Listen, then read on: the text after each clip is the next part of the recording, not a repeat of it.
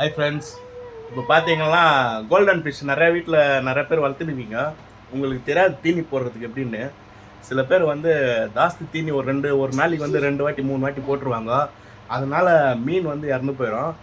இது வந்து உங்களுக்கு க்ளீனாக தெரியணுன்னா நம்ம வீட்லேயும் வளர்த்தினுக்கிறேன். கிட்டத்தட்ட 5 மாதம் கிட்ட இது வளர்த்தினுக்கிறது. தீனி எப்படி போடுறேன்னு பார்த்துங்க.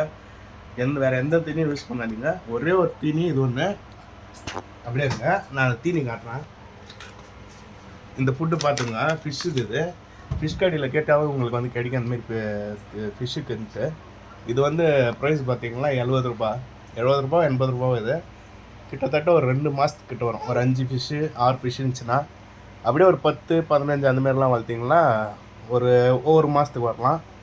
இப்போ பாருங்கள் இந்த தீனியை நான் எப்படி போட்டு யூஸ் பண்ணுறேன்னு.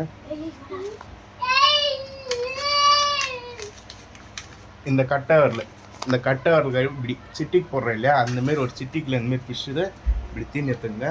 தீனி எடுத்து அப்படியே பாருங்கள்.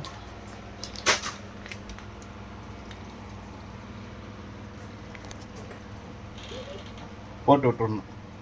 நைட்டு மட்டும் ஒரு 8 மணி 9 மணி 10 மணி அந்த டைம் மட்டும் இந்தமாரி எடுத்து சும்மா இப்படி போட்டு விட்டிங்களா, அது கிட்டத்தட்ட ஒரு நாள் ஃபுல்லாக நாளைக்கு காத்தாலேருந்து மதியானம்லேருந்து நீங்கள் போட தேவையில்லை. திரும்பி நைட்டு இந்த தீனி போட்டு யூஸ் பண்ணுங்கள். ஃபிஷ் எதுவும் ஆகாது.